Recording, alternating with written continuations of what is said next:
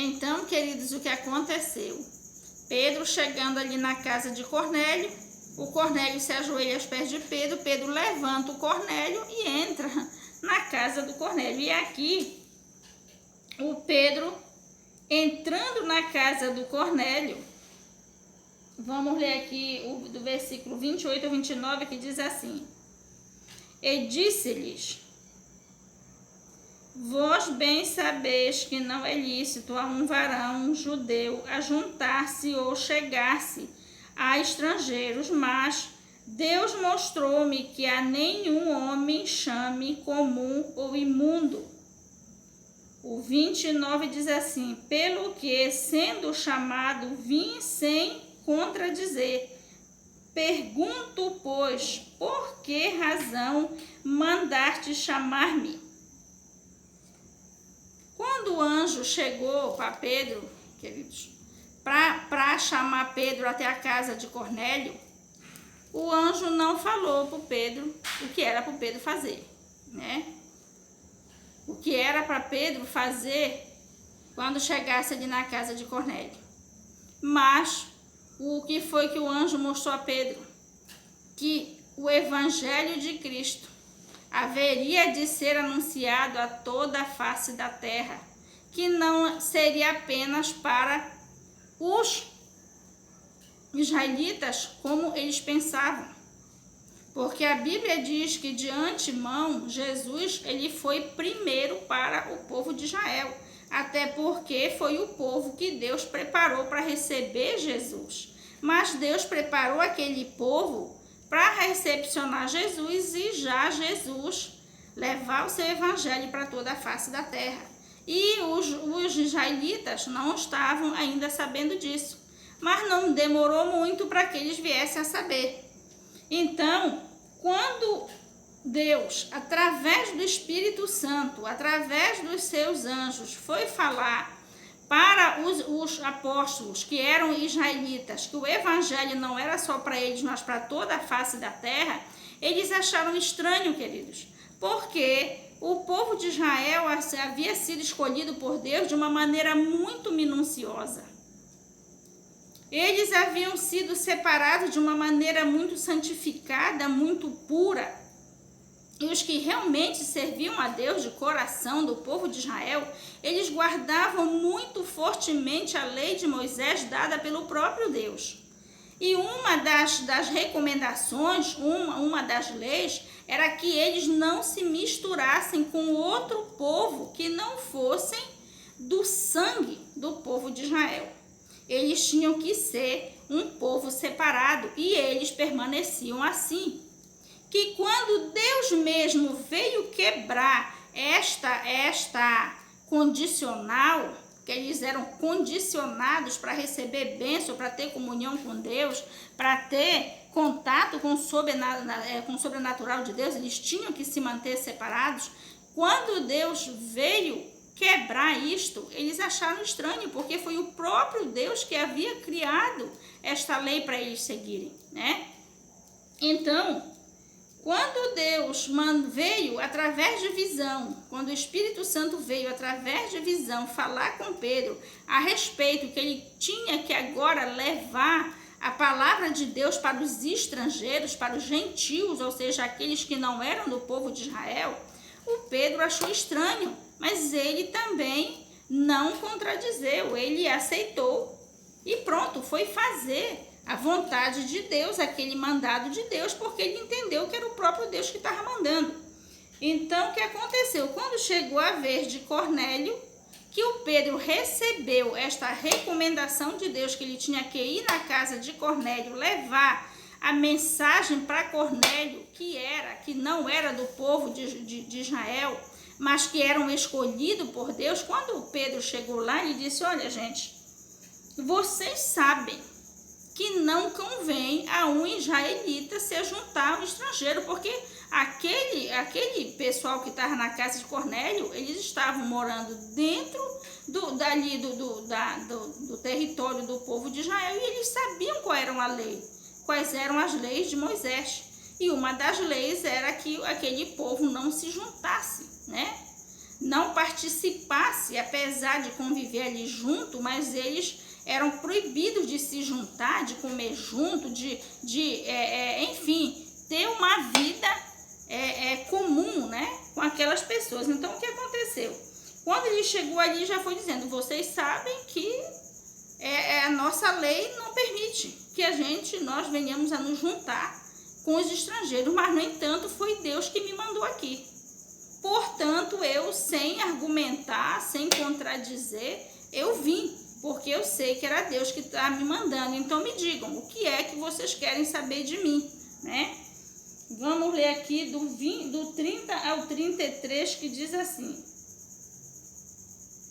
E disse Cornélio, há 4 dias estava eu em jejum até esta hora, orando em minha casa a hora 9. E eis que diante de mim se apresentou um varão com vestes resplandecentes e disse, Cornélio, a tua oração foi ouvida e as tuas esmolas estão em memória diante de Deus. Envia, pois, a Jope e manda chamar Simão, o que tem por sobrenome Pedro. Este está em casa de Simão, curtidor, junto do mar, e ele vindo te falará. O 33 diz assim, e logo mandei chamar-te, e bem fizestes em vir. Agora, pois, estamos todos presentes diante de Deus para ouvir tudo quanto por Deus te é mandado. Olha só, queridos, o que é que nós observamos aqui? Deus chamou os apóstolos, e não só os apóstolos, chamou também os discípulos junto, não era só os 12 que estavam fazendo essa obra. Conforme Deus ia chamando gente, Deus já ia usando.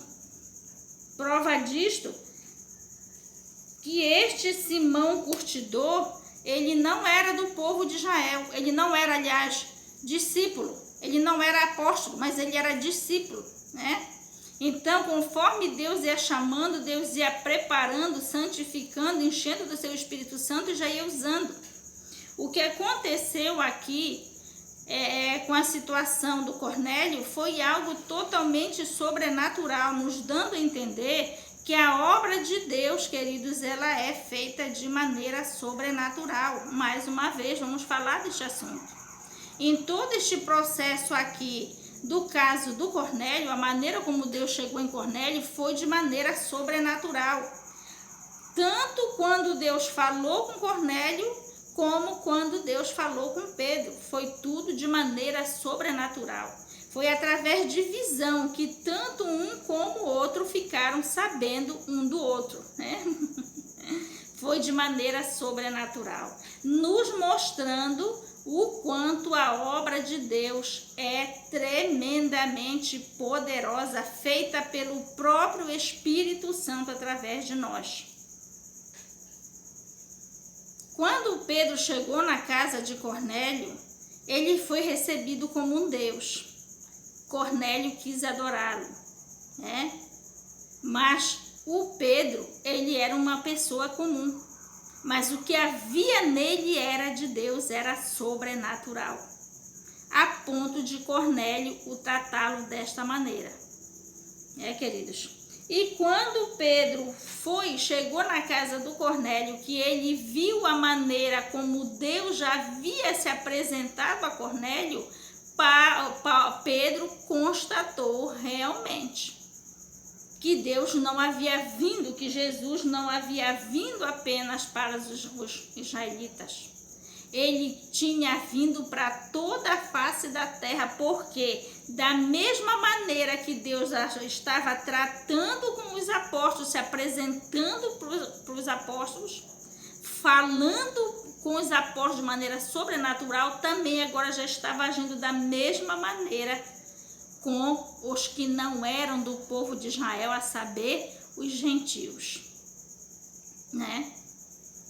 Veja que maneira tão grandiosa, tão poderosa Deus estava conduzindo a sua obra pessoalmente através dos apóstolos, para alcançar todos aqueles que Deus precisava que a salvação alcançasse. Por quê, queridos? Porque não adianta ser apenas bom, ter apenas comunhão com Deus, ter aquela sua vida. Nós temos que aceitar Jesus. Nós temos que ser batizado pela água e pelo Espírito Santo. Tem que nascer da água e do Espírito. Cornélio era um homem temente a Deus, era um homem que orava, que buscava, que fazia as suas obras diante de Deus, e as suas obras eram aceitas por Deus, eram aceitas. Mas Cornélio precisava aceitar a Jesus, porque não tem como ser salvos, meu querido, se não aceitarmos a Jesus como nosso Salvador, para receber a nossa remissão de pecado, pedindo perdão a Deus, sendo lavado pelo sangue de Jesus. Nós temos que aceitar a Jesus. Para isto, este evangelho da salvação, ele precisa ser disseminado sobre a face da terra, para alcançar todos aqueles que amam a Deus e precisam seguir pelo caminho certo para chegar no céu, que é através do evangelho de Cristo, através do evangelho da salvação, que nos leva a entender que nós precisamos aceitar a Jesus como nosso Salvador, confessando com os nossos lábios, para que assim o Espírito Santo de Deus possa entrar na nossa vida e nos purificar com o sangue de Jesus derramado na cruz. É este o evangelho que nós temos que levar. Era este evangelho que Pedro estava levando e que Deus levou Pedro até Cornélio. Porque o Cornélio, mesmo tendo um grande amor por Deus e já tendo uma comunhão com Deus, Cornélio precisava passar pelo evangelho da salvação. Então, vamos continuar. Vamos ler agora do 34 e 35, que diz assim: E abrindo Pedro a boca, disse: Reconheço por verdade que Deus não faz acepção de pessoas, o 35, mas que lhe é agradável aquele que em qualquer nação o teme e faz o que é justo. Você está entendendo, queridos, aqui? Aquele que teme a Deus e anda nos seus caminhos. Agrada a Deus, não importa quem seja.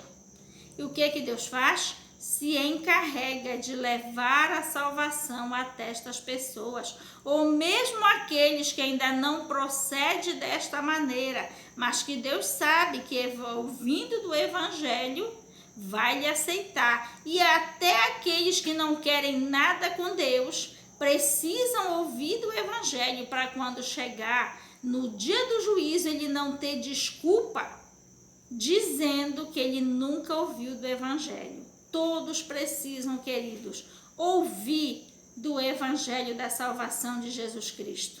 Aquele que aceitar será salvo, aquele que não aceitar será condenado. Mas este evangelho da salvação tem que ser pregado sobre toda a face da terra. Porque, como disse Pedro aqui, mas que lhe é agradável aquele que em qualquer nação o teme e o faz o que é justo. O que é que Pedro está falando? Não importa quem seja. Para ser salvo, ele precisa temer a Deus e obedecer os seus mandamentos, fazendo o que é justo. Vamos ler agora do 44 e 46, que diz assim: 44. E dizendo Pedro ainda estas palavras, caiu o Espírito Santo sobre todos os que ouviam a palavra. E os fiéis que eram da circuncisão, todos quantos tinham vindo com Pedro, maravilharam-se de que o dom do Espírito Santo se derramou também sobre os gentios. Queridos, nós pulamos do versículo 35 para o 44, mas neste período, entre o 35 e o 43, é a passagem em que Pedro anuncia para Cornélio o evangelho da salvação. nestes versículos do 36 ao 43, Pedro, ele fala tudo acerca da morte de Jesus, da sua vinda no mundo, trazendo o evangelho de Cristo da salvação, para a salvação de todo aquele que crê, mas que ele foi morto, crucificado, ressuscitou, enfim.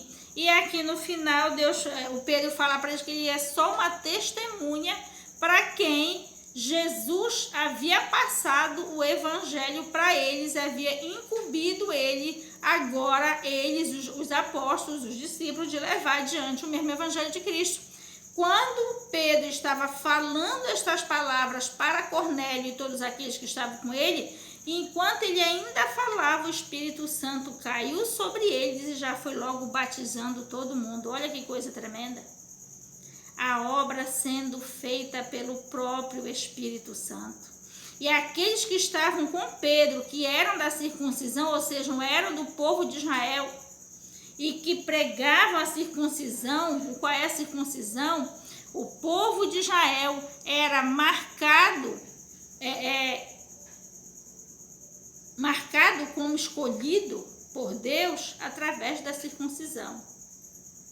E aquele povo que estava com Pedro eram da circuncisão. E eles viram também, como Pedro, que o evangelho de Cristo não era apenas por circuncidados do povo de Israel, aquele povo separado e marcado pela circuncisão. Não era apenas para eles, era para toda a face da terra. Era para todo aquele que aceitasse a Jesus, querido, como seu Salvador de todo o seu coração. Imediatamente o Espírito Santo desceu ali no meio daquele povo que estava solícito, que estava querendo a presença de Deus na vida deles, querendo ser cheio do Espírito Santo, querendo se entregar para Deus. Então, o que foi que aconteceu? Imediatamente eles foram batizados pelo Espírito Santo.